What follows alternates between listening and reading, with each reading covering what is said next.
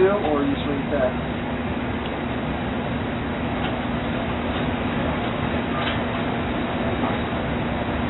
They thought it was a ship carrying cargo, large, slow, and ready to be taken. At full speed, 2 armed Somali pirate skiffs sped through the water. Across the gloomy waters of the Gulf of Aden, engines scream. Their goal, a huge outline on the horizon. Steel and silence, no flag, no lights. This typically refers to unaccompanied freight in pirate logic. Wrong. That silhouette became clear for what it was in less than 90 seconds, a war fortress that floats. Not just a ship in the U.S. Navy, but a nuclear-powered aircraft carrier in its entirety. You know, the kind that has more firepower than most nations and starts warplanes before breakfast. The pirates had RPGs and AKs. The carrier had 5,000 sailors, radar-guided missile systems, sea-whiz cannons, and zero tolerance for threats. After that, there was no standoff. Even the fight wasn't there. It was a lesson that began with a warning and ended with pirates lying face down on a rigid hull inflatable boat, RHIB, with their weapons drawn. Because choosing the wrong... When you attempt to hit a U.S. Navy aircraft carrier, this is what happens. And this was a major error. They were first spotted by the radar. 2 fast-moving blips with no AIS signal and a weak signature, advancing quickly. Inside the USS Dwight D's Combat Information Center, the system flashed Eisenhower. It was called out immediately by the operator. Contacts, 2 small ships with the number 085. Closing. That only means one thing in the Red Sea, issues on the water. There was no need for a second opinion for the officer on the deck. He leant into communications. Bridge CIC immediately informs flight deck launch Seahawk. The carrier was already awake outside. This was no slumbering convoy. The carrier served as the group's nerve center while this full strike group was on patrol. An MH-60R Seahawk spun its rotors and roared off the deck in less than 2 minutes. Equipped with radar systems, a door gunner, and eyes sharp enough to recognize a tattoo at 5,000 feet. Imminent danger. On the flight deck, sailors had paused for exactly 0 seconds. Space was cleared by yellow shirts. Weapon loads were checked by red shirts. The green shirts gave the go-ahead for a second on standby bird. And a second contact is the CIC. Skiffs are breaking up. One is breaking apart, and the other is still going straight for us. Typical pirate strategy. Divide and perplex. The captain gave a straightforward order. Stay on course. Allow them to commit. The Seahawk had visual up in the air. The pilot made the call. Hostile stance. Repeat. Armor that is visible. The Navy only needed that, because, in contrast to the majority of encounters with pirates, this one had already crossed the line. The second Seahawk was flown. On the nearby destroyer USS Gravely, our HIV teams got ready. CO quietly changed into standby on the deck.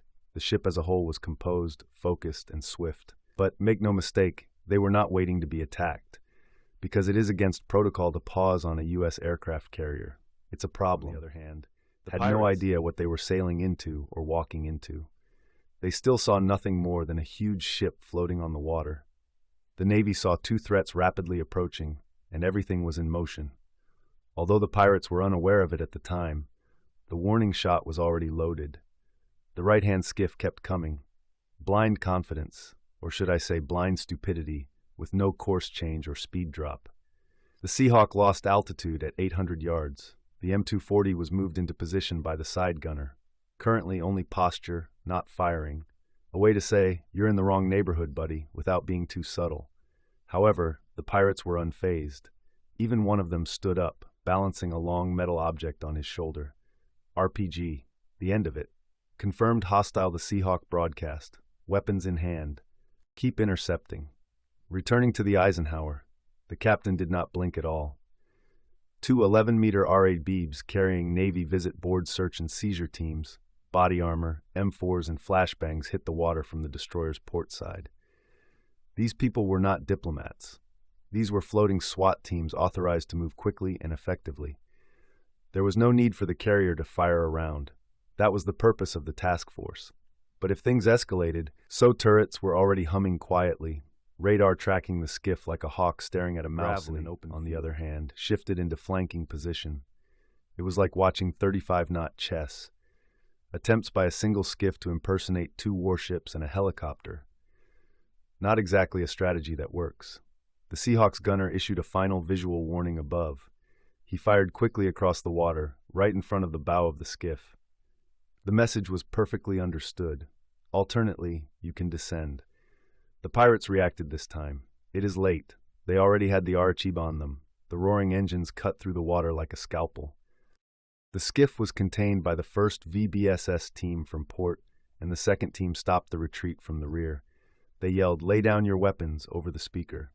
"Hands up! Do it right now!" Panic, confusion. The AK of one pirate fell into the water. Another person froze, wide-eyed. Good choice. Let's just say that the Navy doesn't wait long for a group vote here for the ones that didn't. It was over in less than 30 seconds. Pirates were zip-tied and found on the RHIB's deck with confiscated weapons. Scene secured with a towed skiff. Additionally, the Eisenhower never slowed down, not even a little bit, because aircraft carriers do not have to deal with each and every threat on their own. Their entourage responds more forcefully. And the pirates, did realize it at last. Not only had they chosen the wrong ocean, it was also time to explain to the pirates what they had nearly tampered with. Disarmed and staring at deck boots, the pirates were zip-tied. However, the Navy was not yet done. You see, even if you make a stupid move on a U.S. Navy aircraft carrier, they don't just stop you. Because the threat of tomorrow may not be limited to knockoff AKs, but also have night vision. They investigate, document, and communicate. So, while the VBSS teams loaded the suspects onto the Gravely, a second Seahawk flew a perimeter loop. These Seahawks weren't just looking after the kids. They were also looking for thermal signatures, hall markings, and even checking to see if the skiff had tech inside. GPS, satellites, encrypted radios, any indication that this was not just a group of amateurs. Yes, it turned out to be more than just a slapdash pirate crew. The atmosphere on the Eisenhower was still businesslike. Even if it had broken formation, the carrier had not. Remained punctual throughout its flight operation. FA-18 Super Hornets were still being launched into the air by the catapults. The crew on the deck hadn't even blinkered. If you didn't look at the radar logs, you wouldn't even know that an intercept had taken place.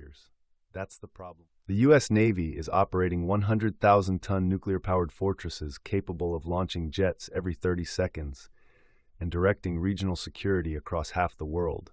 And while pirates are out here chasing money with leaky motors and RPGs, they do not hesitate. You believe pirates frighten that? Do it again. The real kicker comes in here. Do you remember that second skiff? The one who began to deviate early? Neither did that one escape.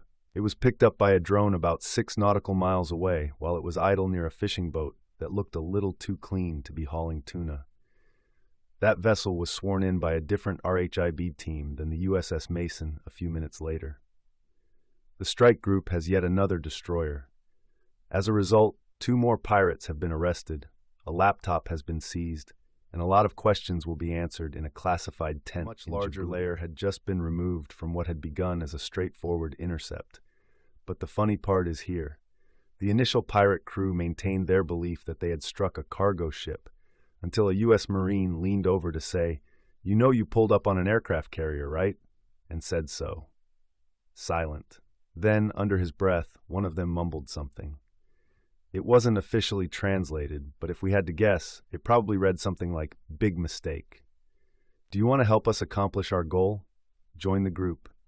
Assist in bringing real stories from the sea to the surface while earning loyalty badges and receiving priority responses.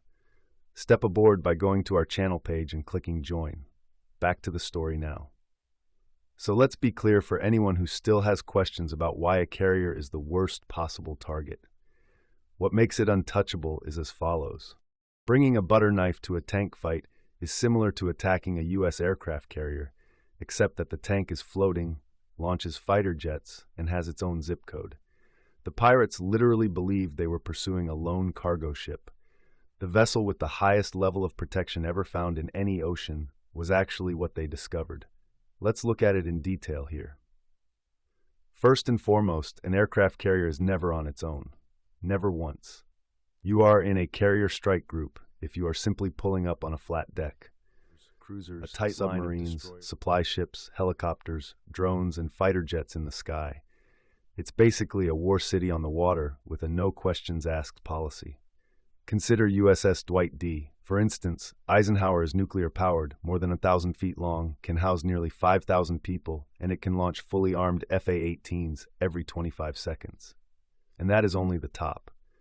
Several hangar bases, maintenance facilities, weapons storage, radar control rooms, intelligence centers, and of course its very own internal police force are located below deck.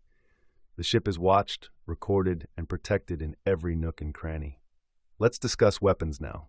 Close-in weapon systems, CIWS, also known as the Sea-Whiz, produce 4,500 rounds per minute. It's like using a laser-guided meat grinder without asking for permission. Then there are the evolved Sea Sparrow missiles known as the ESSM. Anti-air, anti-missile, anti-everything in between. Rapid, precise, and brutal.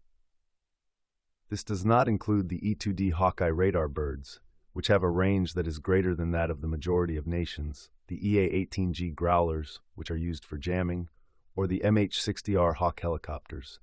A carrier won't catch you off guard. A carrier is not surprised by it. Before your engines even reach full speed, locked and illuminated.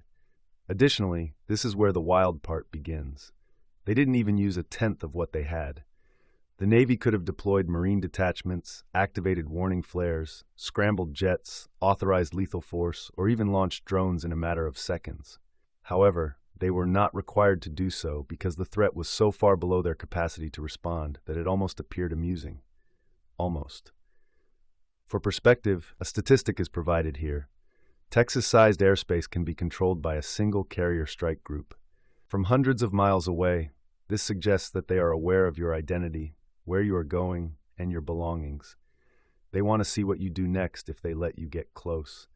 And if what you do next looks even remotely hostile, the game is over. If you attempt to pirate a U.S. carrier while holding a Nerf gun, you are not only being careless, but you are also asking to be tackled by the entire team. Since every radio signal, every piece of equipment, and every loose detail was now intel gold, the Navy wasn't done yet. The threat must be eliminated first and foremost. The second step is to profit from each opponent's error. Consequently, we're already dissecting the entire encounter, while the pirates were silently reevaluating their life choices in a steel room below deck while zip-tied. The RPG launcher searched the bag for its source. The busted sat phone stripped and dumped into a secure signal analyzer. Every coordinate that was recorded by the Seahawk sensors was cross-referenced with the smuggling route, the flow of Iranian weapons, and the movement of pirate cells from Mogadishu to Mukalla. The Navy diligently studies pirates because it does more than just deal with them. In addition, this skiff resembled a floating intelligence brief.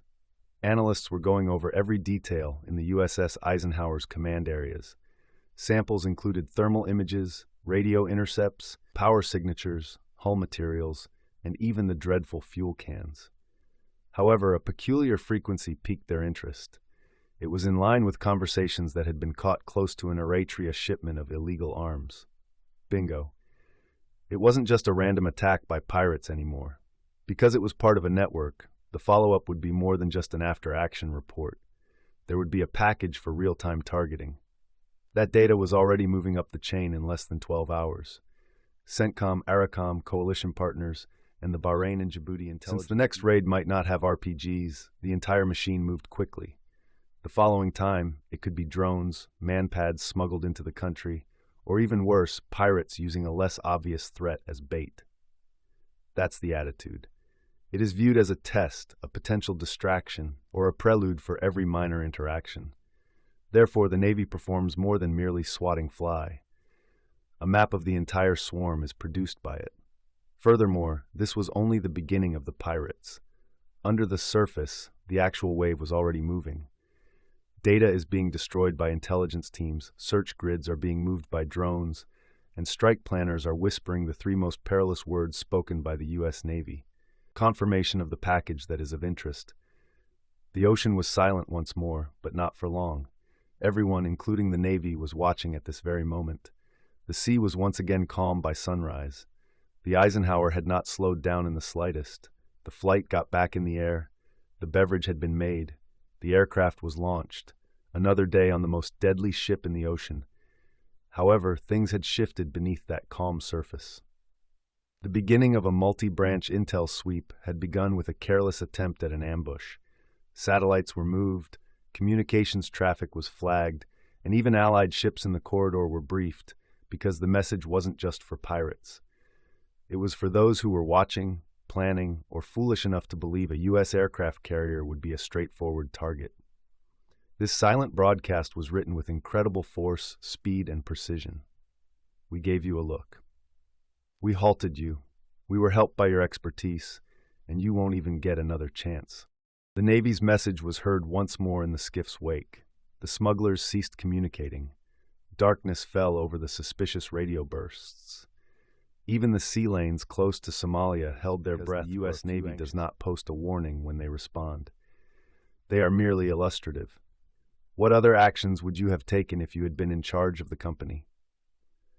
Would you have sunk the skiff right away or killed them? Please share your ideas in the box below. Also, if you thought this breakdown was crazy, intense, or just plain unbelievable, hit the bell and subscribe to avoid missing anything else, as you never know what will happen next in these waters. Join the fleet if you want to help the channel directly and advance one step. In addition to receiving priority responses and loyalty badges, you will also assist us in telling additional naval history tales. To join in, click Join on our channel page. I appreciate your attention. Maintain your concentration. Keep safe.